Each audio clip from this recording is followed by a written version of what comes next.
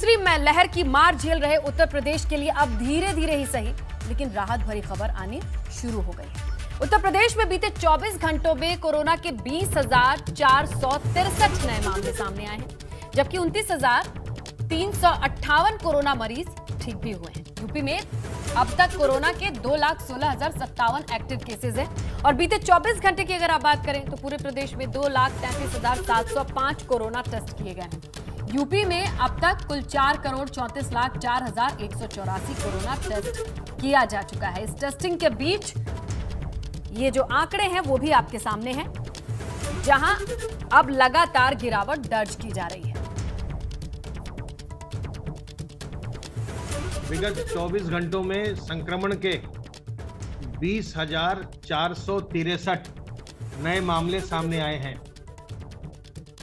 इसी अवधि में उपचारित होकर डिस्चार्ज होने वालों की संख्या 29,358 है। इस प्रकार आज भी नए संक्रमण की तुलना में लगभग 9,000 संक्रमित व्यक्ति ज्यादा उपचारित हुए हैं। एक्टिव केसेस की कुल संख्या अब घटकर के 2,16,057 रह गई है। कोरोना के कहर से जूझ रहे राजधानी लखनऊ को आज एक और कोविड अस्पताल की सौगात मिली है। लखनऊ से सांसद और रक्षा मंत्री राजनाथ सिंह आज हज हाउस में बने कोरोना अस्पताल का उद्घाटन करते नजर आए। इस दौरान सीएम योगी आदित्यनाथ भी मौजूद रहे। उद्घाटन के बाद दोनों नेताओं ने अस्पताल का निरीक्षण किया, स्वास्थ्य सेवाओं का जायजा लिया। 255 बेड वाले इस कोविड अस्पताल में कोविड मरीजों के लिए ऑक्सीजन, वेंटिलेटर समेत कई और स्वास्थ्य सुविधाओं के इंतजाम हैं।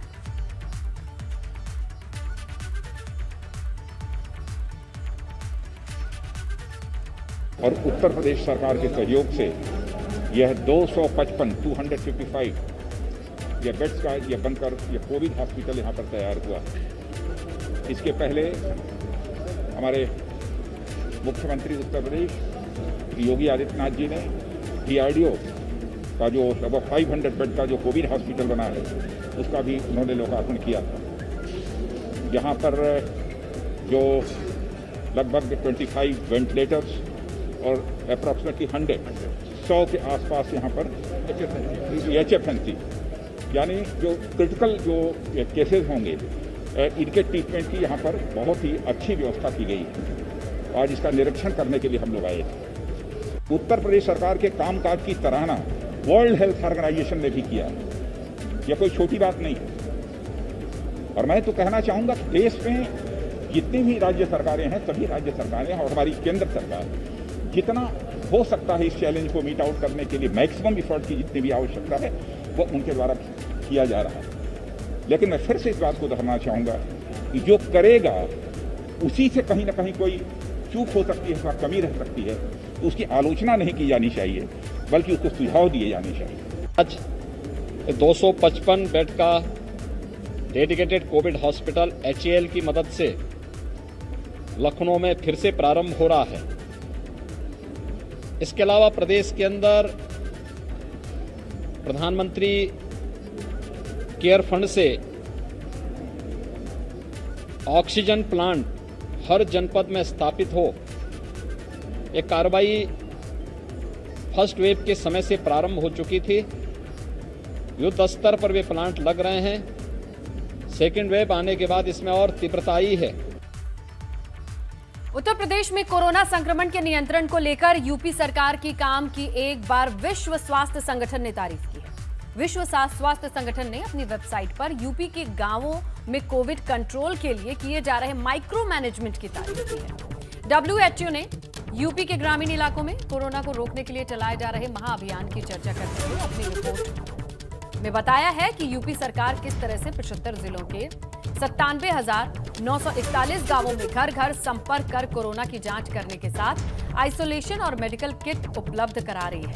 WHO ने अपनी रिपोर्ट में बताया कि यूपी के ग्रामीण इलाकों में किस तरह से योगी सरकार ने सामुदायिक केंद्रों, पंचायत भवनों और स्कूलों में कोरोना मरीजों की जांच और इलाज की सुविधा दी है। स्वास्थ्य विभाग की 1,41,610 टीमें पूरे प्रदेश में दिन रात काम कर रही हैं। कोविड मैनेजमेंट के इस पूरे अभियान पर नजर रखने के लिए योगी सरकार ने 21,242 पर्यवेक्षकों की तैनाती भी की है।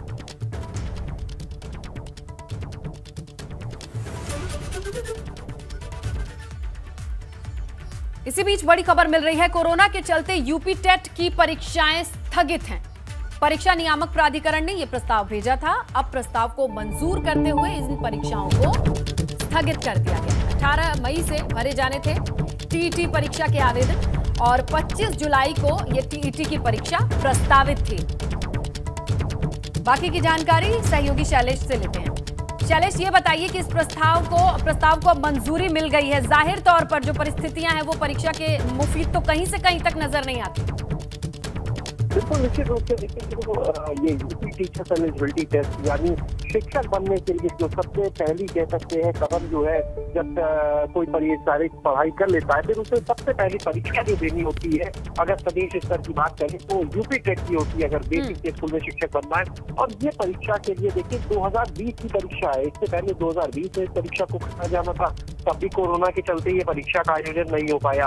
इसके बाद अब इसको लेके फरवरी से पहले प्लानिंग होती है, लेकिन फिर बाद में मार्च में जो शासनादेश हुआ उसमें ये कहा गया कि 18 मई से इसके ऑनलाइन आवेदन होंगे और जुलाई में परीक्षा का आयोजन किया जाएगा। लेकिन जिस तरह से कोरोना के हालात है, संक्रमण की चपेट में प्रदेश है, उन हालात में इस परीक्षा को कराना मुश्किल था। यही वजह है कि शासन ने खुद बताया जा रहा है प्रस्ताव मांगा, जिसके बाद जो परीक्षा नियामक प्राधिकारी है, बेसिक शिक्षा विभाग से जुड़े संस्था, उसने अपना प्रस्ताव भेजा और इस परीक्षा को स्थगित करने की मांग की थी, जिसके बाद में अब बेसिक शिक्षा विभाग ने, शासन ने इसको स्थगित कर दिया है फिलहाल अगले आदेशों तक। क्योंकि इस परीक्षा में लगभग 8 से 10 लाख कैंडिडेट बैठते हैं पूरे प्रदेश की। अगर हम बात करें तो एक बहुत बड़ी संख्या है। 8 से 10 लाख कैंडिडेट के लिए तैयारी करना, फिर उन 8-10 लाख जो कैंडिडेट हैं उनके लिए सुरक्षा कर्मी तैनात। लेकिन शैलेश, वो तमाम जो स्टूडेंट हैं जो तैयारी में होंगे और जो पास आउट करने के बाद वो इस इंतजार में होंगे, 2020 की परीक्षा है। बिल्कुल निश्चित रूप से देखिए, जाहिर सी बात है कि अगर कोई पढ़ाई करके निकलता है, टीचर बनने का सपना सज हो रहा है, तो वो चाहेगा कि पहले वो टीईटी क्लियर करे। जब टीईटी क्लियर हो जाएगा उसके बाद वो एलिजिबल होता है जो शिक्षक भर्ती के लिए परीक्षा होती है उत्तर प्रदेश में। क्योंकि देखिए नई व्यवस्था लागू की गई योगी सरकार ने कि अगर आपको टीचर बनना है तो सिर्फ टीईटी काफी नहीं है, टीईटी के बाद आपको सहायक अध्यापक भर्ती परीक्षा पास करनी होगी। लेकिन अभी तो फिलहाल जो टीईटी की बात करें उसका आयोजन नहीं हो पा रहा। बिल्कुल शैलेश, 2 चरण होना है और पहला चरण पिछले साल से इस साल भी अधर में है, तो तमाम लोगों के लिए निराशा भी है। लेकिन कोरोना के जो हालात हैं वो कहीं से कहीं तक परीक्षा के लिए इजाजत भी नहीं देते हैं। आपका शुक्रिया शैलेश तमाम जानकारी के लिए।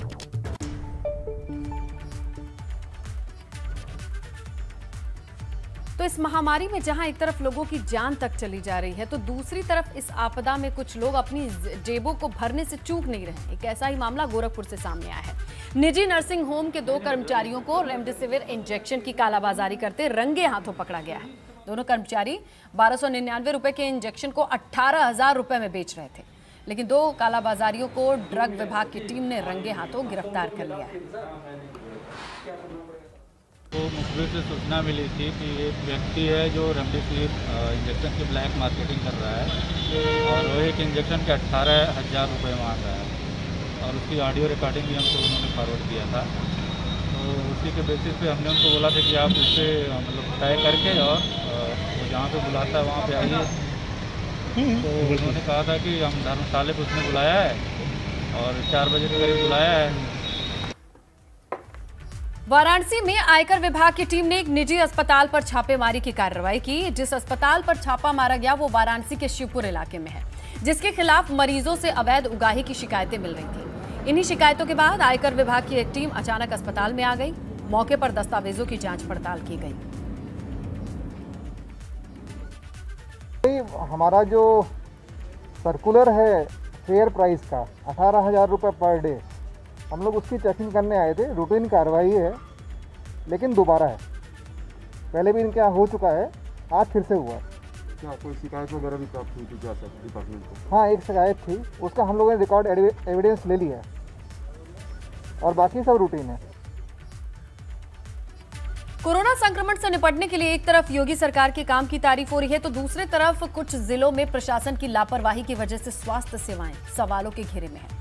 लापरवाही की वजह से कई जिलों में मरीजों की मुश्किलों को बढ़ते देखा जा रहा है। अंदाजा आप इन तस्वीरों से लगा सकते हैं, जहां श्रावस्ती कोविड अस्पताल का बुरा हाल, वहीं गोरखपुर की बात करें, बहराइच की बात करें तो स्ट्रेचर की व्यवस्था नहीं तो कहीं एम्बुलेंस की व्यवस्था नहीं।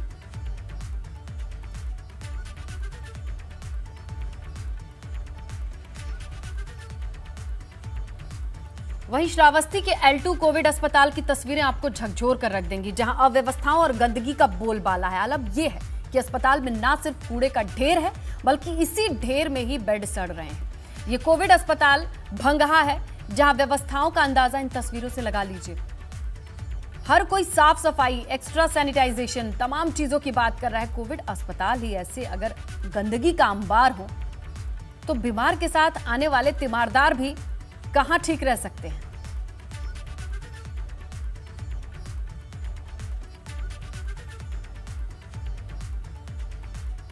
बहराइच की तस्वीरें दिखाते हैं, रूह कांप उठेगी। 16 साल का बेटा है, 8 घंटे तक पिता की लाश पर रोता रहा। स्ट्रेचर पर पिता की लाश तो दूसरी तरफ शव ले जाने के लिए कोई साधन नहीं। मानो उस बच्चे पर क्या गुजरी होगी। सिर से बाप का साया छिना कोरोना की वजह से, लेकिन सिस्टम की वजह से 8 घंटे तक बीच परिसर में ऐसे ही रोता रहा।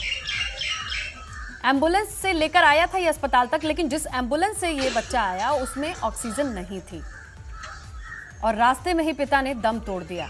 अब इस अस्पताल तक तो पहुंच गया, लेकिन अस्पताल से आगे कहां जाना है, कैसे जाना है, ये कुछ नहीं पता। वीडियो वायरल हुआ, अधिकारियों से पूछा गया तो अब अधिकारी कुछ नहीं बोल रहे हैं। और गोरखपुर के बीआरडी मेडिकल कॉलेज का वीडियो वायरल हो रहा है। गोरखपुर के बीआरडी मेडिकल कॉलेज में भाई को कंधे पर लादकर अस्पताल तक ले जाता एक शख्स दिखाई दे रहा है, लेकिन इस शख्स की बीच में ही मौत हो गई। मेडिकल कॉलेज कर्मचारियों ने स्ट्रेचर नहीं दिया। गोरखपुर के भटहट के राम बदन की हैदराबाद से लौटने के बाद हालत बिगड़ी थी, जिसे देखकर तमाम लोग अस्पताल पहुंचते हैं। स्ट्रेचर नहीं मिलता है तो भाई को कंधे पर लाद कर भागते हैं किसी तरीके से कि अस्पताल तक पहुंच जाएं तो जान बच जाए, लेकिन जान नहीं बच पाई।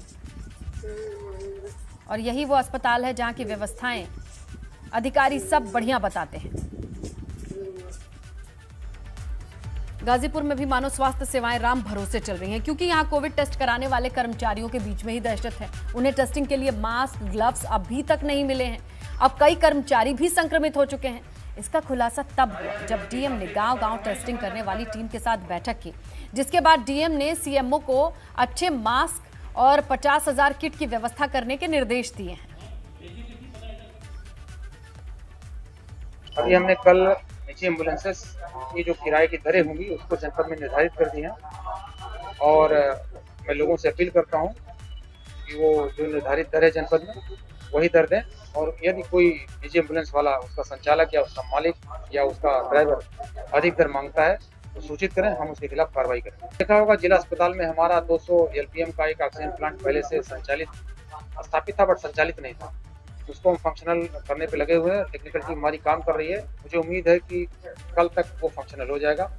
कोरोना का कहर यहां भी देखने को मिल रहा है। बढ़ते मामलों के बीच मुख्यमंत्री योगी ने AMU के कुलपति से बातचीत की है। सीएम ने कैंपस में भर्ती मरीजों का हालचाल जाना, कैंपस में तेजी से वैक्सीनेशन बढ़ाए जाने पर जोर दिया। टीकाकरण में सरकार और प्रशासन सहयोग देगा, ये भी कहना है सीएम का। तो अलीगढ़ मुस्लिम यूनिवर्सिटी से लगातार कोरोना की रफ्तार पर नजर बनी हुई थी। इस पर खुद सीएम ने हालचाल जाना कि क्या परिस्थिति है, और कहा कि कैंपस में वैक्सीनेशन पर जोर दिया जाना चाहिए, जो रफ्तार है उससे तेज कर दिया जाना चाहिए, और इसके लिए प्रशासन की तरफ से जो भी सहयोग की जरूरत है वो मुहैया कराई जाएगी।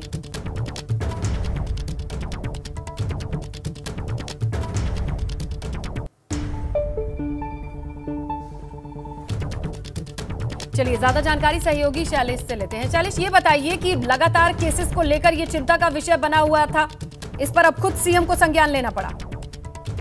देखिए, बिल्कुल निश्चित रूप से, और अलीगढ़ मुस्लिम यूनिवर्सिटी की अगर बात करें तो वहाँ से बड़ी संख्या में कोरोना संक्रमित होने की भी जानकारियां आई। कई लोगों की कैजुअलिटी से जुड़ी जानकारियां भी सामने आई हैं और खुद मुख्यमंत्री ने अचानक वहां के हालचाल लेने के लिए जो कुलपति है ANU के, उनको कॉल किया, वहां के हालचाल जाने और साथ ही देखिए उनसे जो कुछ खास बातें वहां पर कही है आज मुख्यमंत्री ने, वो ये कि यहाँ पर देखिए बड़ी संख्या में जो चिकित्सक हैं, जो कार्मिक है, उनका हालचाल लेने के बाद ये कहा कि बड़ी संख्या में लोग परिसर के अंदर ही रहते हैं, ऐसे में कोविड संक्रमण से उनको सुरक्षित रखने के लिए सभी तरह के उपाय करना बहुत जरूरी है। मुख्यमंत्री ने ये भी कहा कि देखिए इस समय टीकाकरण को सरकार बढ़ावा दे रही है, सारे प्रयास कर रही है, ऐसे में वहां पर भी टीकाकरण को बढ़ावा दिया जाए। इसमें सरकार की तरफ से, जिला प्रशासन की तरफ से पूरी मदद की जाएगी, जो भी सहयोग चाहिए वो दिया जाएगा और जो लोग भी इस आयु वर्ग में आते हैं, जो एलिजिबल है, उनका जल्द से जल्द वहां पर टीकाकरण कराया जाए। जो भी सहायता यूनिवर्सिटी को चाहिए, जिला प्रशासन से, प्रदेश सरकार से, उसके बारे में बता सकते हैं और सारी मदद दी जाएगी। तो कुल मिलाकर देखिए जिस तरह से वहाँ से केसेस सामने आ रहे, जानकारी और जो चीजें निकल कर आ रही, मुख्यमंत्री ने पर्सनली उसको बात की है वहाँ पर कुलपति से और इसके बारे में जानकारी दी है। लेकिन जिस तरह से लगातार हम देख रहे हैं शुरू से ही, जब से मुख्यमंत्री की रिपोर्ट कोविड पॉजिटिव आई है, वो फील्ड पर तो उतरे ही। बिल्कुल शैलेश, अब देखते हैं कि यहाँ पर हालात सुधरते हैं कि नहीं, क्योंकि जिस तरीके से बेकाबू हैं, यहाँ के लोगों को मदद मिले, ये बेहद अहम है। आपका शुक्रिया शैलेश तमाम जानकारी के लिए। कोरोना संकट के बीच पैदा हुए ऑक्सीजन संकट से निपटने के लिए कई जनप्रतिनिधि भी सामने आ रहे हैं। अब भाजपा सांसद वरुण गांधी ऑक्सीजन सिलेंडर की खेप लेकर अपने संसदीय क्षेत्र पीलीभीत पहुंचे। वरुण गांधी ने अपने निजी खर्च पर मुंबई से 115 सिलेंडर मंगाकर पीलीभीत के डीएम को सौंपा। पीलीभीत में 127 लोगों की कोरोना से मौत हो चुकी है, जबकि अभी भी जिले में 2185 एक्टिव केसेस हैं। ये हम लोगों को 100 जम्बो मिले हैं और छोटे 15 मिले हैं, तो इससे जो है हम लोगों को काफ़ी राहत मिलेगी ऑक्सीजन में। और हम लोग का जो कोविड हॉस्पिटल्स हैं प्राइवेट में, और जो हम लोग छोटी छोटी CSCs पे भी बनाना जा रहे हैं, तो उससे हम लोगों को काफ़ी राहत मिल जाएगी और हम लोग का 15-20 दिन तो आराम से चलेगा। कोरोना की दूसरी लहर से लखीमपुर खीरी भी अछूता नहीं है। जिले में कोरोना का कहर हर जगह देखने को मिल रहा है, जिसकी वजह से मरीजों की तादाद जो है वो बढ़ती जा रही है। ज्यादातर मौत की वजह ऑक्सीजन की कमी है, जिसे देखते हुए शहर के गुरुद्वारा सिंह सभा ने सर्व समाज ऑक्सीजन लंगर की शुरुआत की। कोरोना से जूझ रहे मरीजों के लिए गुरुद्वारे में ऑक्सीजन बांटी जा रही है। आप लोग थोड़ा दूरी बना के खड़ोगे, ये भी पोल खोल देंगे ना। ऑक्सीजन की कमी को दूर करने के लिए चलाई जा रही ऑक्सीजन एक्सप्रेस बोकारो से ऑक्सीजन लेकर बरेली पहुंची है। ऑक्सीजन एक्सप्रेस में 3 टैंकर में भरकर 49.7 टन ऑक्सीजन बरेली लाई गई है। ये ऑक्सीजन अब बरेली से शाहजहांपुर, मुरादाबाद और हरदोई के अस्पतालों में भेजी जा रही है, जहां भर्ती कोरोना मरीजों को ऑक्सीजन मुहैया कराई जाएगी।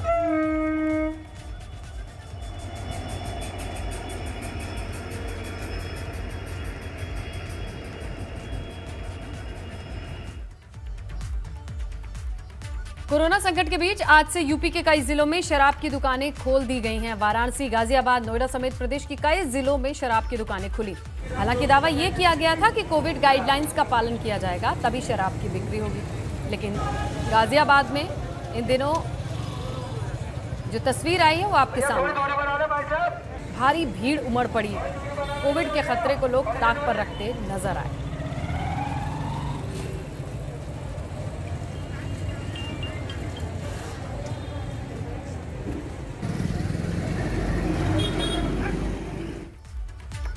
यूपी में कोविड कर्फ्यू के दौरान शराब की दुकानें खुलने का सिलसिला तो शुरू हो गया है। गौतम बुद्ध नगर प्रशासन ने शराब की दुकानों को खोलने का फैसला लिया, जो सुबह 10 बजे से शाम 7 बजे तक खुलेंगे।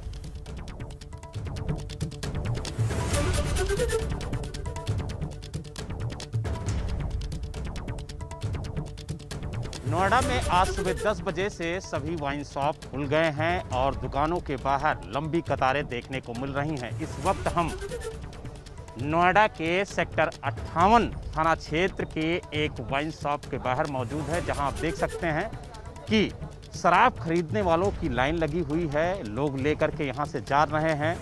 उनको सोशल डिस्टेंसिंग का पालन कराने के लिए जो शॉपकीपर है उन्होंने एक कर्मचारी नियुक्त कर रखा है, ताकि सोशल डिस्टेंसिंग मेंटेन रहे और उसी के तहत ही शराब की खरीदारी हो। आप देख सकते हैं साथ ही सैनिटाइजर लेकर के भी यहाँ पर कर्मचारी मौजूद हैं और आप देख सकते हैं कि ये लाइन लगी हुई है वाइन शॉप के बाहर और साथ ही जो पुलिसकर्मी हैं वो भी यहाँ पर मौजूद हैं ताकि